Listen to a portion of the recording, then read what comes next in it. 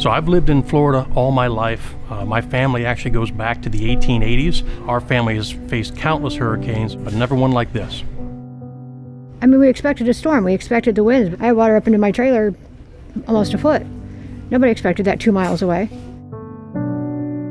It destroyed Fort Myers Beach, Sanibel, and Captiva. Those places will never be the same. All of old Florida is gone because of Ian, and most of my friends there lost their homes.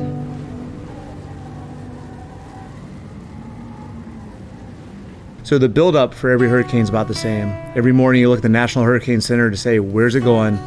When's it going to get there? Basically, Hurricane Charlie could fit into the eye of Hurricane Ian. The size of the storm and the projected intensity as potentially a Cat 5 storm absolutely created some fear and concern on the part of so many of the customers that we serve. When the hurricane comes through and maybe you don't have a roof, you don't have power, everyone wants to figure out how to restore that for their family, and we're a lifeline. So we get open as soon as possible to provide people gas, power, so they can get back to some sense of normal life. Ian hit on a Wednesday. Thursday morning was my scheduled time to come in anyway, but everybody was already here. And the store had opened without power.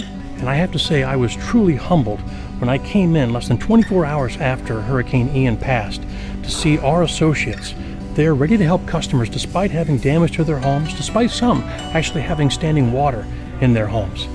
One of our store managers, Rich Starbuck, he was here in the immediate aftermath of the storm, taking care of customers, and then I learned that he had had a lot of damage to his home.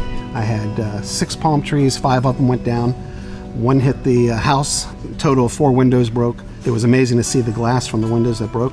Just flew from one side of the room, slashed through the drywall, and embedded itself on the other side of the wall. A lot of damage, unfortunately. But not only was my wife home alone to try to deal with that stuff, she had 2 dogs, and I have a disabled son at home, and so he doesn't deal well with this kind of stuff. It was a lot of stress to manage him. So once I learned that, I told him, Rich, we're sending Ace Handyman to your home, and you're not going to tell me no. They were able to get a lot of that damage repaired in a short amount of time, and he was definitely a hero to his wife that day. I'm pretty sure Michael might have saved my marriage.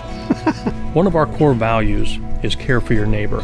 And we have so many examples of our associates living that value through this storm, but one of which was Laura in our Bonita Springs store. I happened to answer the phone, and the gentleman who was calling had told me that he wanted to get some water to his elderly parents. His father is 92 and he has dementia, and he wanted to arrange curbside pickup for them. So I said, well, how about if I just take it to him? He said, you gotta be kidding me. And I said, no, I'll just deliver the water. He came into town after Ian to help them relocate. The first place he came was in here to thank me. One of the manager's responsibilities after a storm is to identify where our associates are and make sure they're all safe. So one of our associates in our San Carlos location unfortunately had significant damage to her home. I lost my porch, carport, and 2/3 of my roof. Everything was water damaged. A lot of water damage. Ultimately, Betty was without a place to be able to live, and she was taking care of her mother, and they were in desperate need.